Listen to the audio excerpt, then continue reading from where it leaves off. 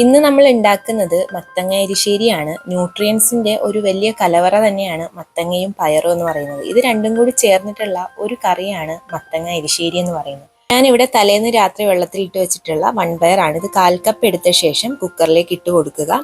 ഇതിലേക്ക് ആവശ്യമായിട്ടുള്ള വെള്ളവും കൂടി നമ്മൾ ചേർത്ത് കൊടുക്കുക.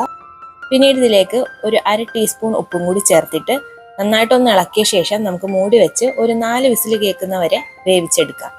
ഇനി നമുക്ക് വേവിച്ചെടുക്കാനുള്ളത് മത്തങ്ങയാണ്. 1/2 കിലോ മത്തങ്ങ ചെറിയ കഷ്ണങ്ങളായിട്ട് അരിഞ്ഞിട്ട് കുക്കറിലേക്ക് ഇട്ട് കൊടുക്കുക. ഇതിലേക്ക് 3 പച്ചമുളക് കീറിയിട്ട ശേഷം ഒരു തണ്ട് കറിവേപ്പിലയും കൂടി ഇടുക. ഇനി ഈ മത്തങ്ങ വേവാൻ ആവശ്യത്തിനുള്ള വെള്ളം ഒഴിച്ചു കൊടുക്കുക. ഇതിലേക്ക് 1/4 ടീസ്പൂൺ മഞ്ഞൾപ്പൊടിയും 1/4 ടീസ്പൂൺ മുളക് പൊടിയും കൂടി ചേർത്ത് കൊടുക്കുക. പിന്നീട് 1 ടീസ്പൂൺ ഉപ്പും കൂടി ചേർത്ത് നന്നായിട്ടൊന്ന് ഇളക്കിയ ശേഷം ഇത് മൂടി വെച്ചിട്ട് ഒരു വിസിൽ കേൾപ്പിച്ചെടുക്കുക. എരിശ്ശേരി ഉണ്ടാക്കുന്നതിനായിട്ട് ഞാനിവിടെ ചെറിയ മുഴുവൻ തേങ്ങ ചിരകി എടുത്തിട്ടുണ്ട്. നമുക്ക് 1 കപ്പോളം കിട്ടിയിട്ടുണ്ട്. ഇതിൽ 1/2 കപ്പ് മാത്രം എടുത്തിട്ട് മിക്സിയുടെ ജാറിലേക്ക് ഇടുക. ഇതിലേക്ക് ചുവന്നുള്ളി 2 എണ്ണം, ഒരു തണ്ട് കറിവേപ്പില, 1/2 ടീസ്പൂൺ മഞ്ഞൾപ്പൊടി, 1/2 ടീസ്പൂൺ മുളക് പൊടി, 1/2 ടീസ്പൂൺ ചെറിയ ജീരകം കൂടി ചേർത്ത് കൊടുക്കുക. പിന്നീട് കുറച്ച് വെള്ളവും കൂടി ചേർത്ത് നന്നായിട്ടൊന്ന് മിക്സിയിൽ അടിച്ചെടുക്കുക. ഇതേ രീതിയിൽ പേസ്റ്റ് പരുവത്തിൽ എടുക്കുക. നമ്മുടെ മത്തങ്ങ നന്നായിട്ട് കുക്ക് ചെയ്ത് കിട്ടിയിട്ടുണ്ട്. ഇത് വേറൊരു പാത്രത്തിലേക്ക് ഇട്ട ശേഷം നമുക്കിതിലേക്ക് വൺപയറും കൂടി ആഡ് ചെയ്ത് കൊടുക്കാം.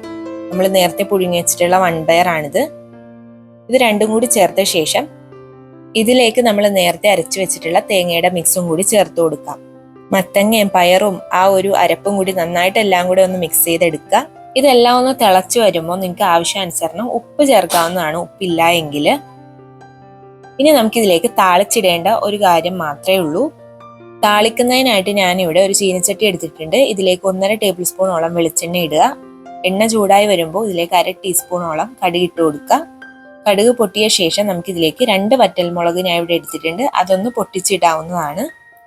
ഇതിലേക്ക് ഒരു തണ്ട് കറിവേപ്പിലയും കൂടി നമ്മൾ ചേർത്ത് കൊടുക്കുക.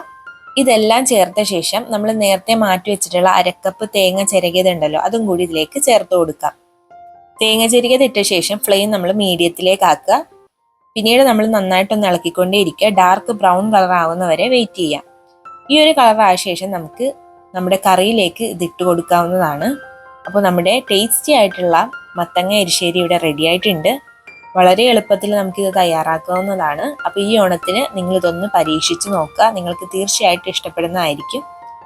അപ്പോൾ നെക്സ്റ്റ് ഒരു അടിപൊളി ഓണം വിഭവമായിട്ട് കാണും വരെ ബൈ.